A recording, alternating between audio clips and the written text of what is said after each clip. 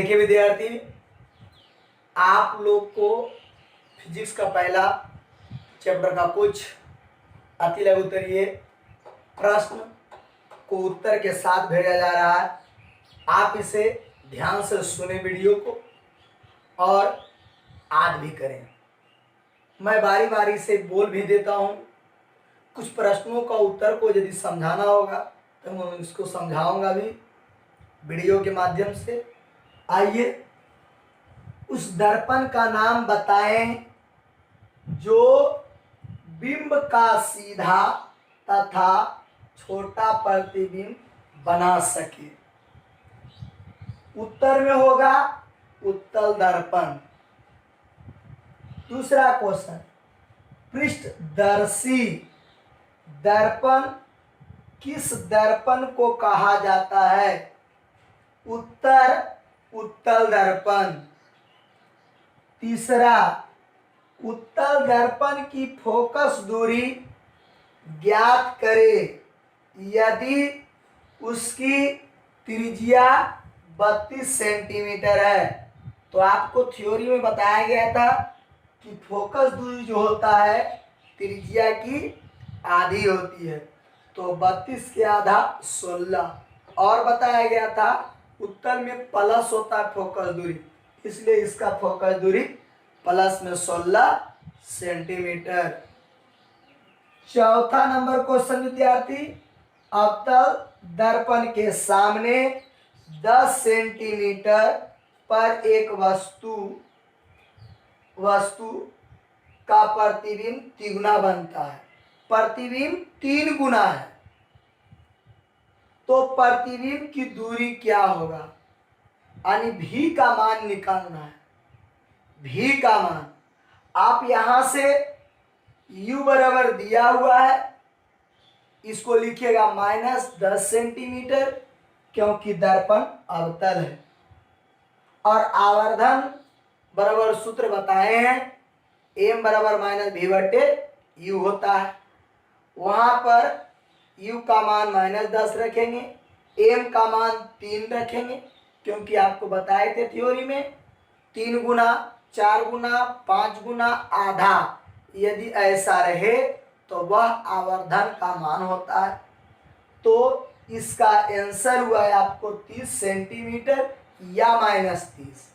Minus इसलिए लगाए क्योंकि माइनस अवतल दर्पण को दर्शाता है। समझ रहे बात को? देखिए क्वेश्चन नंबर 5, अवतल दर्पण में सीधा बड़ा बनने के लिए वस्तु को कहाँ रखना होगा? अवतल दर्पण में 6 स्थान बना था, जिसको आपको किरण आलेख बताए थे।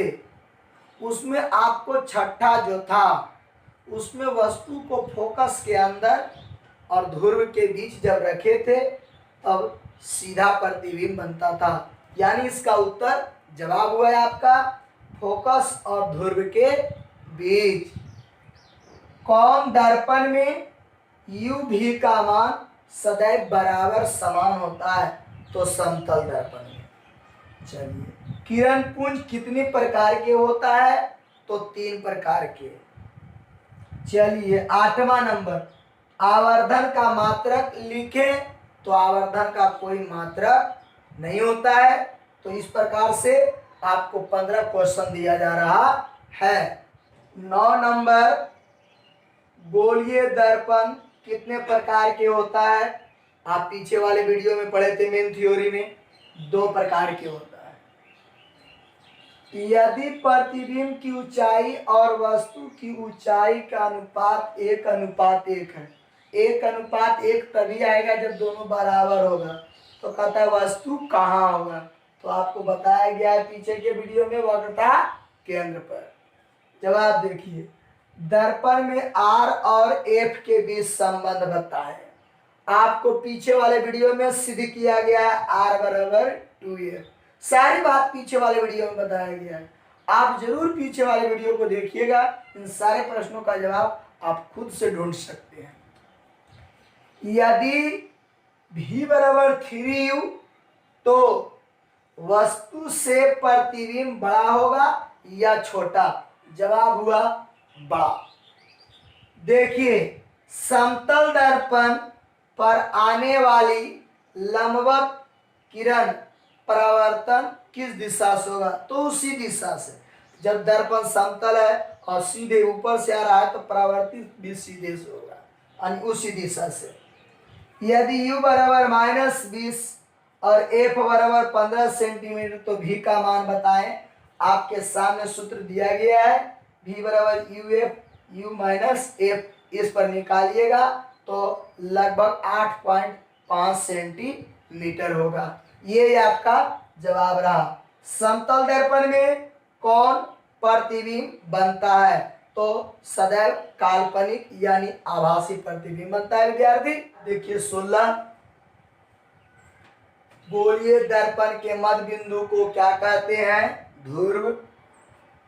ब्यूटी पार्लर समझ रहे हैं में कौन दर्पण रहता है? अवतल दर्पण। हजामती दर्पण इसी को कहते हैं।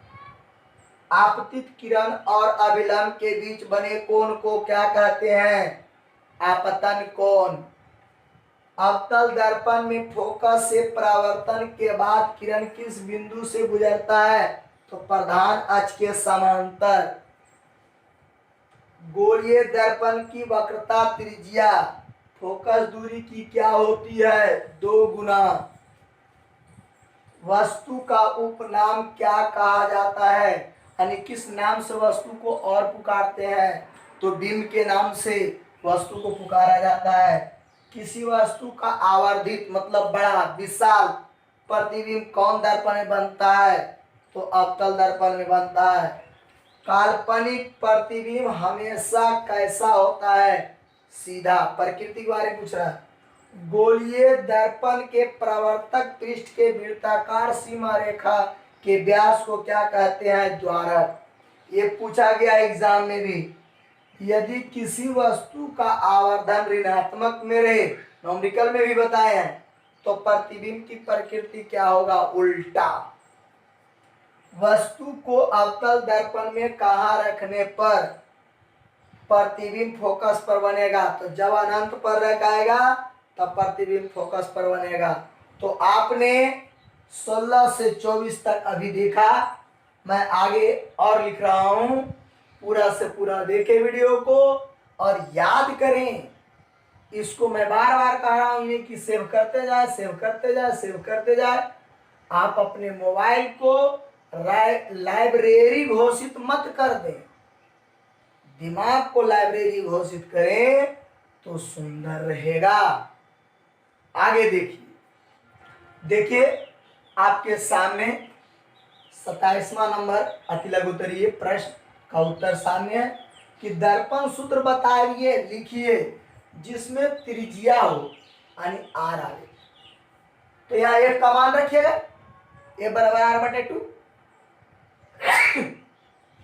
तो ये 1/v प्लस 1/u।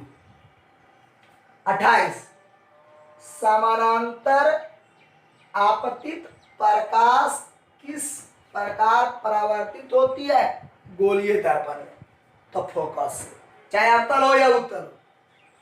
यदि दो समतल दर्पण के बीच 90 डिग्री हो तब प्रतिबिंब की संख्या कितना होगा? तो प्रतिबिंब की संख्या का सूत्र होता है 360/θ-1। तो यहाँ पर 90 रखेंगे तो 9 चौक 36, 4 और एक कमेगा 3। दर्पण कितने प्रकार के होता है? 3 प्रकार के आपको बताया जा चुका है। समतल दर्पण, गोलीय दर्पण, परवलयिक दर्पण। तो विद्यार्थी 31 से शुरू हुआ है, जिसका पहला क्वेश्चन है समतल दर्पण में आपतित किरण लंबवत हो तो परावर्तित किरण उसी रास्ते से हो जाती है। मतलब जिस रास्ते पर आती है, जिस किरण से आती है उसी किरण पर लौट जाती है। तब कहा जाता है आपतन कोण का मान क्या होगा? तो आंसर हो जाएगा 0। ये मत समझेंगे कि 90 डिग्री, क्योंकि आपतित और परावर्तित दोनों के बीच अभिलंब रेखा नहीं होती है, इसलिए इसका मान 0 डिग्री हुआ। प्रकाश के परिकिरण में प्रकाश की ऊर्जा में कौन सा परिवर्तन होता है? ऊर्जा नष्ट होता है, अवशोषित होती है, यानी अवशोषण। इसके बाद किरणों के समूह को क्या कहते हैं? 3 नाम से पुकारा जाता है, किरण पुंज, किरणमाला, प्रकाश पुंज। अगला, इसमें पारभासी पदार्थ कौन है? यानी अल्प पारदर्शी कौन होगा? हवा, घना धुआं, पेंट, इनमें कोई नहीं। तो हवा पारदर्शी है, घना धुआं पारभासी है, पेंट अपारदर्शी है। तो आंसर हुआ घना धुआं। आपतन बिंदु पर डाले गए लंब को क्या कहते हैं? अभिलंब कहते हैं। गोलीय दर्पण कितने प्रकार के होता है? तो 2 प्रकार के होता है, उत्तल और अवतल बताया गया था। प्रकाश के परावर्तन का दूसरा नियम को संक्षेप में लिखना है। आपको बताया गया आपतन कोण बराबर परावर्तन कोण होता है, इसलिए कोण आई बराबर कोण आर। समतल दर्पण के सामने दर्पण से 10 सेंटीमीटर पर रखा गया वस्तु को, तो उसका पीछे भी उतनी बनेगा। तो 10 और 10 कितना हो जाएगा? 20। क्योंकि वस्तु हो तो वस्तु और प्रतिबिंब दोनों के बीच की दूरी पूछ रहा है। वस्तु से प्रतिबिंब की दूरी, वस्तु से दर्पण की दूरी पूछी जाती तो 10, या दर्पण से प्रतिबिंब की दूरी पूछी जाती तो 10, लेकिन प्रतिबिंब और वस्तु के बीच की दूरी पूछा जा रहा है तो 10 और 10 20 हो जाएगा। तो ये था। अब आगे देखिए विद्यार्थी, क्वेश्चन नंबर 39, कौन प्रतिबिंब को पर्दा पर उतारा जाता है? तो वास्तविक प्रतिबिंब को। समतल दर्पण के आवर्धन का मान क्या होगा यदि वस्तु की ऊंचाई 5 सेंटीमीटर? तो चूंकि प्रतिबिंब की ऊंचाई भी उतनी होगा, 5 ही होगा, तो 5/5 कट के आएगा कितना? 1। देखिए मैं इसको यहाँ बगल में लिख देता हूं, m बराबर -v/u, और दोनों बराबर होता है समतल दर्पण में u और v। प्रकाश के किरण फोकस से आती है तो परावर्तन कहाँ होती है? तो प्रधान अक्ष के समानांतर। जब वस्तु अनंत पर हो तो प्रतिबिंब कहाँ बनेगा? तो फोकस पर। अवतल दर्पण से रोगी को देखने के लिए रोगी को कहाँ रखना है? तो फोकस के अंदर, क्योंकि सीधा और बड़ा दिखता है, इसलिए रोगी को जब भी रखना है तो फोकस के अंदर रखना है। बल्ब के ऊपर परावर्तक के रूप में किस दर्पण का उपयोग होता है? तो उत्तल दर्पण को, क्योंकि उससे जो प्रकाश की किरण टकरा करके निकलती है वो अपसरित हो जाती है, फैल जाती है, जिसके कारण अधिक से अधिक क्षेत्र प्रकाशित होता है। प्रधान अक्ष के ऊपर की चिन्ह जो होती है, दूरी चिन्ह, ये आपको चिन्ह परिपाटी में बताया गया। तो प्रधान अक्ष के ऊपर वाला जो होता है धनात्मक, और प्रधान अक्ष के नीचे वाला होता है ऋणात्मक। देखिए विद्यार्थी, ये क्वेश्चन नंबर 46 है। आवर्धन का संबंध ऊंचाई के रूप में बताना है। आवर्धन का 2 सूत्र होता है, एक दूरी के रूप में और एक ऊंचाई के रूप में। यहाँ पर ऊंचाई -hi/ho, यानी प्रतिबिंब की ऊंचाई बटे वस्तु की ऊंचाई। तो ये जवाब हुआ क्लियर। उत्तल दर्पण प्रतिबिंब वस्तु से तिहाई बनाता है, यानी जितना बड़ा वस्तु है उसका तिहाई भाग प्रतिबिंब बन गया, क्योंकि इसमें छोटा होता है। तो जितना बड़ा वस्तु है उसका 3 भाग बन रहा है, कौन चीज? प्रतिबिंब। तो कहता है यदि वस्तु 15 मीटर पर हो तो उसकी प्रतिबिंब की दूरी ज्ञात करें, तो कितना हो जाएगा? उस 15 का तिहाई भाग लेंगे तो 15 × 1/3, 3×5 = 15, आपका आंसर क्लियर, 5 मीटर। और देखिए, समतल दर्पण पर पड़ने वाली एक ही प्रकाश की किरणें जो परावर्तित होती है, तो कहता है कितने किरण परावर्तित होगा? तो जितनी आपतित होती है उतनी परावर्तित होती है। तो आपका जवाब मिला 1। अगला, उस दर्पण का नाम बताए जो किसी वस्तु का सीधा और आवर्धित, मतलब बड़ा और आवर्धित दिखाई पड़ता है। आपको पीछे वाले वीडियो में बताया गया होगा कि अवतल, उत्तल एवं समतल तीनों दर्पणों को ये दिया जाता है, तो बिना छुए आप इसका पहचान कैसे करेंगे? तो जिसमें बड़ा हुआ होगा, आवर्धित हुआ होगा, वो दर्पण होगा आपका अवतल। तो विद्यार्थी, अगला किस गोलीय दर्पण में केवल काल्पनिक प्रतिबिंब बनता है? उत्तल दर्पण में। आप पीछे वाले वीडियो में देखिएगा, अवतल उत्तल दर्पण में अंतर में भी यह क्वेश्चन दिया गया है, आंसर दिया गया है। और यहां देखिए विद्यार्थी, एक दर्पण की फोकस दूरी -15 हो तो -15 चिर परिपाटी में बताया गया कि अवतल दर्पण की फोकस ऋणात्मक होता है, तो कहता है कौन सा दर्पण होगा? तो यहाँ माइनस चिन्ह का मतलब हो गया अवतल दर्पण। जवाब हुआ क्लियर। अब पस दर्पण मतलब इसको हिंदी बोलते हैं साइड मिरर के रूप में कौन दर्पण उपयोग होता है? तो जवाब रहा उत्तल दर्पण। और विद्यार्थी, अधिगोलीय दर्पण की आपतन कोण का मान 30 डिग्री है, तो परावर्तन कोण का मान क्या होगा? तो विद्यार्थी, आपतन कोण बराबर परावर्तन कोण, प्रकाश के परावर्तन के दूसरे नियम से, तो आपतन कोण 30 डिग्री, तो परावर्तन कोण का मान भी 30 डिग्री। तो आइए यहां तक देखिए विद्यार्थी, आपके सामने 54 नंबर क्वेश्चन, हजामती दर्पण किस दर्पण को कहा जाता है? मतलब हजामत बनाने में किस दर्पण का उपयोग होता है? तो अवतल का। यदि a बराबर -15 सेंटीमीटर मतलब अवतल दर्पण है, माइनस u बराबर 30 सेंटीमीटर, तो v का मान ज्ञात करें। तो v बराबर आपको सूत्र बताए हैं UF बट्टे u माइनस f, उससे निकालिएगा तो v का मान आएगा 30 सेंटीमीटर। 30 सेंटीमीटर का मतलब हो गया विद्यार्थी जी, जितना दूरी पर वस्तु रखल है, तो 30 सेंटीमीटर पर वस्तु भी है और 30 सेंटीमीटर पर प्रतिबिंब भी है। इसका मतलब यह हुआ कि समान दूरी पर तभी होता है जब वस्तु वक्रता केंद्र पर होता है। तो उसी का रहा था कि वस्तु ध्रुव पर होगा कि फोकस पर होगा कि वक्रता केंद्र पर होगा कि त्रिज्या पर होगा, तो आपका जवाब होगा वक्रता केंद्र पर। समझ में आई बात? वहां 2 क्वेश्चन कर रहा था। जब आवर्धन का मान 1 से बड़ा, इस चीज को ध्यान दे, जब बड़ा तो बड़ा, छोटा तो छोटा, बराबर तो बराबर, मतलब 1 से जब बड़ा रहेगा तो प्रतिबिंब बड़ा होगा, 1 से जब छोटा होगा तो छोटा प्रतिबिंब होगा, 1 के बराबर होगा तो बराबर प्रतिबिंब होगा।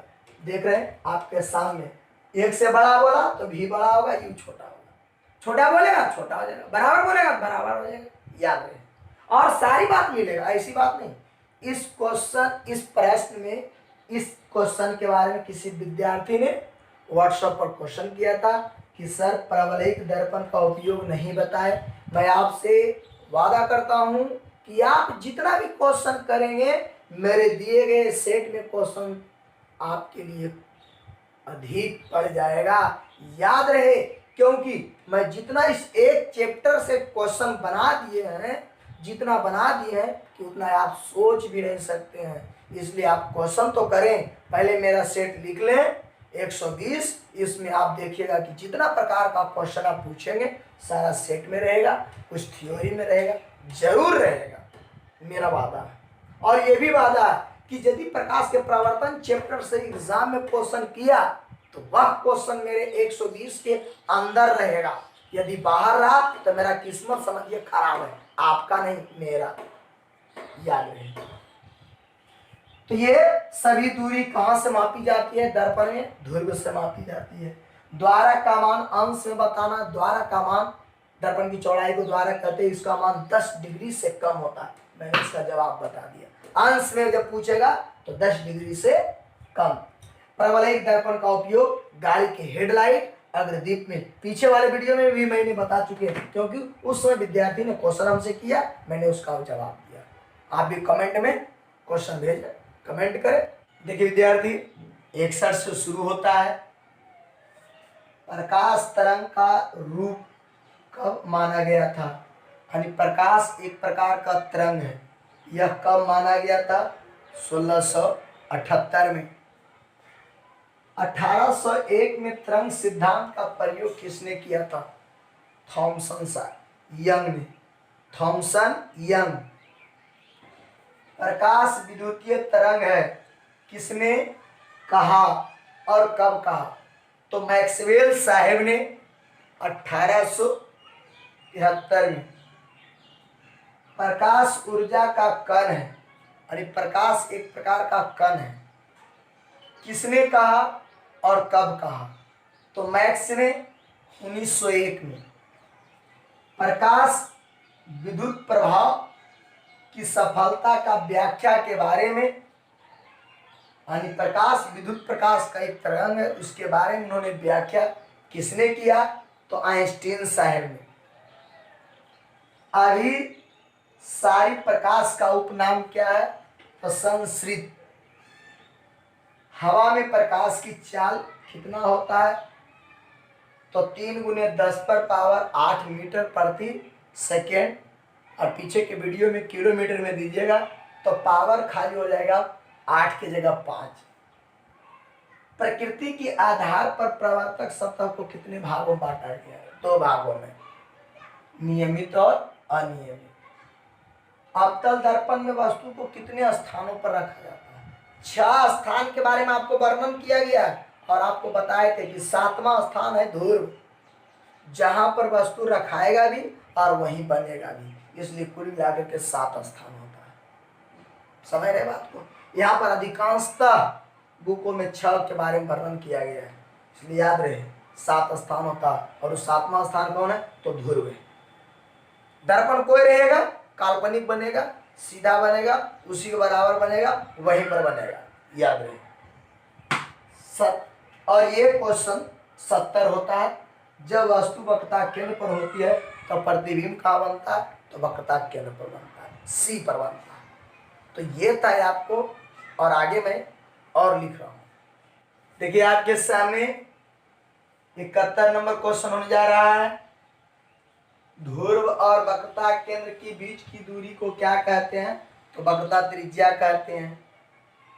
दर्पण के पीछे की दूरी क्या होती है? धनात्मक होता है।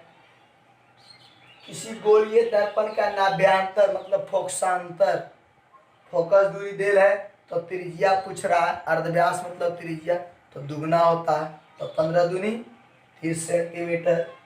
दर्पण में न्यूटन सूत्र को क्या लिखा जाता है? x × y = f²।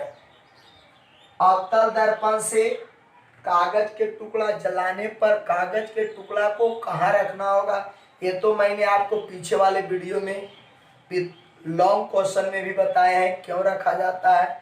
तो ये आपका इसका जवाब हुआ केवल फोकस पर, क्योंकि सभी किरणें जो होती है फोकस पर मिलती है। इसको मैंने लघुत्तरीय में भी डिटेल किए है। विद्यार्थी 17 नंबर क्वेश्चन है, HI, HO, V, U का संबंध लिखे। संबंध मतलब सूत्र, रिलेशन। तो ऐसा सूत्र लिखना है जिसमें 4 आ जाए। तो HI/HO = V/U। आप इधर माइनस लगाइए या इधर लगाइए, दोनों में से किसी एक में। जब प्रकाश सरल रेखा में गुजरता है तो उसे क्या कहते हैं? ऋजु रैखिक संचरण, ऋजु सरल रेखीय गमन। जब प्रकाश एक माध्यम से दूसरे माध्यम में जाता है तो क्या परिवर्तन नहीं होता है? मतलब क्या नहीं बदलता? तो आवृत्ति नहीं बदलता है। समझ रहे? समतल दर्पण की फोकस दूरी क्या होती है? मतलब इसका फोकस दूरी कितना होता है? तो इसका अनगिनत होता है, कोई निश्चित नहीं होती है, अनंत होती है। संयुग्मित फोकस किस दर्पण में संभव है?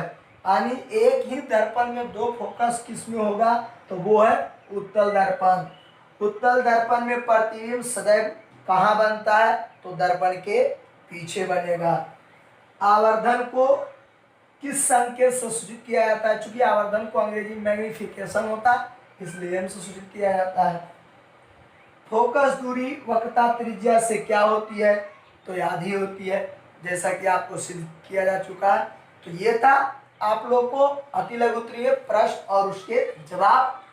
गौर से देखें, सुने और याद भी करें।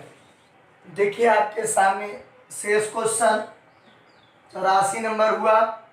प्रकाश के परावर्तन में कोणों में क्या संबंध होता है? मतलब आपतन कोण और परावर्तन के कोण में क्या संबंध होता है? प्रकाश के परावर्तन के नियम में आपको बताया गया है, तो दोनों बराबर होता है, आपतन कोण बराबर परावर्तन कोण होता है।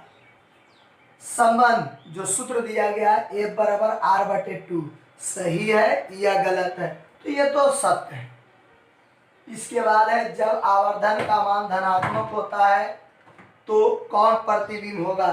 तब आवर्धन का मान प्लस रहेगा तो काल्पनिक प्रतिबिंब, और माइनस रहेगा तो वास्तविक प्रतिबिंब। दर्पण से 5 सेंटीमीटर की दूरी पर वस्तु है और 35 सेंटीमीटर पर उसका प्रतिबिंब है, तो आप जानते हैं V/U होता, तो 5 सते 35, चूंकि आवर्धन के लिए m बराबर माइनस V/U, ये सूत्र हो गया। आप इसके आधार पर बना लेंगे, और प्लस माइनस इसलिए दर्शाए हैं क्योंकि इसमें ये नहीं कहा गया है प्रश्न में कि काल्पनिक प्रतिबिंब है कि वास्तविक प्रतिबिंब है, इसलिए आवर्धन का वैल्यू वास्तविक रूप में भी होगा और काल्पनिक रूप में भी होगा। ये रहा plus minus 7। Side mirror Hindi में पश दर्पण के रूप में कौन दर्पण उपयोग होता है? तो उत्तल दर्पण, अवतल दर्पण। उत्तल दर्पण किस दर्पण का दो भाग है? तो कोलीय दर्पण उत्तर हुआ। समांतर चेहरे को देखने में कौन दर्पण उपयोग होता है? समतल दर्पण। याद रहे, एकदम तोते की तरह इसे रटो, जो बच्चा को छूट गया अब रटिए, और ऐसे तो छूट जाने का मतलब हुआ कि पीछे वाला वीडियो देख लीजिए, नहीं छूटा, पीछे वाला वीडियो देख लीजिए, नहीं छूटा। तो किसी तरह आप इसे हासिल करें, ये आप पर निर्भर करता है। थ्योरी को समझ कर करके, उसको लिख कर कर करके, या रट कर करके, है नहीं। रटना जब पढ़ाई है तो ये रटने की प्रक्रिया आपको सब दिन चलेगा। समझ रहे हैं तो कम रटना पड़ेगा, नहीं समझ रहे हैं तो ज़्यादा रटना पड़ेगा। विद्यार्थी के 5 लक्षणों में तो रटने वाला भी एक लक्षण है, ये नहीं है। इसलिए विद्यार्थी जो समझ में आवे उसको रटने में सुविधा होगा, याद करने में सुविधा होगा, और जो समझ में नहीं आ रहा है उसको 1-2 बार और लिखिए तो और अच्छा बात है, मस्तिष्क में बैठ जाएगा, समन्वयित हो जाएगा। ठीक है, देखिए विद्यार्थी, ये कान्य से शुरू होता है, आप इसे गौर से देखें। गोलीय दर्पण में सदैव सीधा प्रतिबिंब प्रतीत होता है, तो वह दर्पण कौन होगा? यानी गोलीय दर्पण 2 प्रकार के होता है, अवतल दर्पण और उत्तल दर्पण। तो किस दर्पण में सदैव सीधा बनता है? तो उत्तल में। किस दर्पण में? उत्तल में। अब समतल दर्पण के सामने यदि हम बायां हाथ दिखाते हैं तो दर्पण में कौन हाथ प्रतीत होगा? तो पंछोड़ को हाथ थोड़ू है, अरे उत्तर चाहे दाहिना होगा या बायां होगा, उसमें आप देखिए बाएं दिखा रहे हैं तो उधर से प्रतीत होगा कौन? दाहिना। ऐसा प्रतीत होगा, दाहिना रहेगा नहीं। सोलर कुकर में किस गोलीय दर्पण का उपयोग होता है? अवतल दर्पण का। सोलर कुकर में 2 होता है, एक अवतल एक समतल, याद रहे। लेकिन यहाँ गोलीय दर्पण पूछ दिया तो इसका जवाब केवल अवतल होगा। अवतल दर्पण में कौन कौन प्रतिबिंब बनता है? तो दोनों प्रतिबिंब, वास्तविक प्रतिबिंब और काल्पनिक प्रतिबिंब। उत्तल दर्पण में वस्तु को कितने स्थानों पर रखा जाता है? तो 2 स्थान आप लोग की किताबों में भी बताया गया, थ्योरी में बताया गया, लेकिन तीसरा स्थान भी है, और वो तीसरा स्थान कहाँ? ध्रुव पर है। इसलिए याद रहे, जब स्थान के बारे में पूछा जाए तो 3 स्थान जवाब देना है। और जवाब है विद्यार्थी, यदि वस्तु सी के अंदर रहेगा तो प्रतिबिंब कहाँ बनेगा? तो सी के बाहर बनेगा। रहेगा सी के अंदर तो बनेगा सी के बाहर, रहेगा सी पर तो बनेगा आपको सी पर, और रहेगा बाहर तो बनेगा ये अंदर, है अंदर तो बनेगा बाहर, रहेगा बाहर तो बनेगा ये अंदर, रहेगा सी पर तो बनेगा सी पर।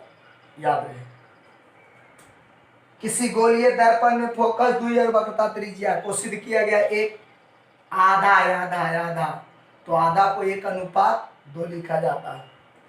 दर्पण सूत्र सिद्ध किया गया 1/A बराबर 1/V प्लस 1/U, तो ये 90 से लेकर 98 तक हुआ, आज 91 से लिखा गया, पीछे वाले वीडियो में 90 तक लिखा गया था, अब अभी हम और इसमें लिख रहे हैं।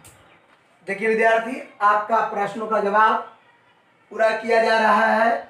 जब समतल दर्पण में आपतन कोण का मान 0 डिग्री हो तो अपवर्तित किरण किस प्रकार होता है? तो वो अभिलंब ही होता है। दर्पण में संपाती किरण कब होगा? जब वक्रता केंद्र से होकर आपतित होगा। प्रकाश के प्रवर्तन के कौन नियम में आपतित किरण परावर्तित किरण और अभिलंब तीनों एक बिंदु पर होता है तो प्रथम नियम में आपतित प्रकाश की दिशा की दूरी किस चिन्ह से मापी जाती है, यानी धनात्मक या ऋणात्मक। तो धनात्मक, क्योंकि आपतित प्रकाश की जो होती है वो दर्पण के पीछे होता है। प्रकाश के चलने के पथ को क्या कहते हैं, तो किरण कहते हैं। प्रकाश कौन कौन तरंग है, तो चुंबकीय तरंग भी कह सकते हो या उसी को आयांतरिक तरंग भी कहा जाता है। निर्वात एवं हवा में प्रकाश की चाल समानता कितनी मानी जाती है, तो 3 × 10⁸ मीटर प्रति सेकेंड। सबसे अच्छे परावर्तन सतह बनाने वाला रैखिक पेंट कौन है, तो पीछे बताया गया चांदी। जब प्रतिबिंब क्षैतिज से 180 पर घूमता है तो कौन परिवर्तन होता है, विपरिवर्तन होता है। समतल दर्पण में वस्तु और प्रतिबिंब के सापेक्षिक वेग क्या होगा, तो दुगना होगा। जिस दर्पण का परावर्तक सतह उठा होता है वह कौन दर्पण होगा, तो उत्तल दर्पण होगा। दर्पण में वक्रता केंद्र और ध्रुव को मिलाने वाली रेखा को प्रधान अक्ष कहिए या मुख्य अक्ष कहिए। प्रकाश के परावर्तन एवं अपवर्तन के नियम का व्याख्या किस वैज्ञानिक ने किया था, तो न्यूटन साहब ने किया था। किसने बताया कि प्रकाश तरंग का एक रूप है, यानी प्रकाश तरंग का एक रूप है, प्रकाश का एक विशेषता है, ये किसने बताया था, हाइगेन ने। कोई प्रकाश अभिलंब के साथ 50 डिग्री पर परावर्तित होती है तो कहता है कि परावर्तन कोण का मान कितना होगा, तो 50 डिग्री। क्योंकि आपने प्रकाश के परावर्तन के नियम में दूसरे नियम में पढ़ा है कि आपतन कोण और परावर्तन कोण का मान बराबर होता है, इसलिए आपतन कोण जब 50 हुआ तो परावर्तन कोण भी 50 होगा। आगे आपके क्वेश्चन दिया जा रहा है, देखिए विद्यार्थी, आपके सामने 114 नंबर क्वेश्चन। दर्पण के किस भाग काल्पनिक क्षेत्र होता है, तो दर्पण के पीछे भाग। कौन दर्पण में आवर्धन सदैव धनात्मक होगा, तो समतल दर्पण में भी होता है और उत्तल दर्पण में भी होता है। अवतल दर्पण में सदैव धनात्मक कौन दूरी होती है, तो वस्तु की ऊंचाई सदैव धनात्मक होता है। अनुबद्ध फोकस कब होगा, जब वास्तविक प्रतिबिंब बनेगा तब। प्रतिबिंब कितने प्रकार के होता है, तो 2 प्रकार के होता है। हवा निर्वात में प्रकाश का चाल किसमें अधिक होता, दोनों में सांख्यिकी मान बराबर होता है, लेकिन निर्वात में थोड़ा अधिक होता है। बहुत डीप क्वेश्चन है। कौन प्रतिबिंब को सिनेमा में उपयोग किया जाता है, तो वास्तविक प्रतिबिंब। आप देख रहे हैं 120 मतलब प्रकाश का परावर्तन का अति लघुत्तरीय प्रश्न उत्तर समाप्त हुआ मेरे द्वारा।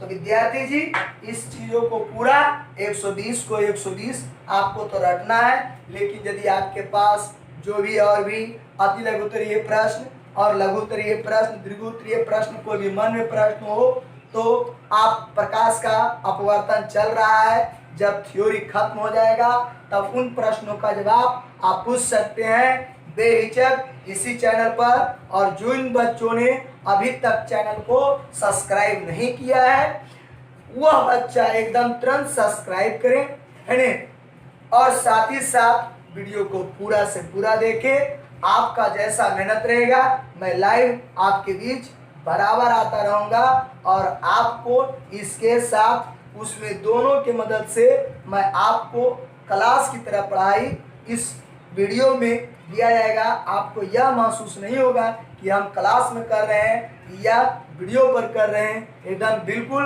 बेहिचक। तो आज के वीडियो में हम इतने, फिर आगे मिलेंगे प्रकाश के अपवर्तन में। तब तक के लिए जय हिंद।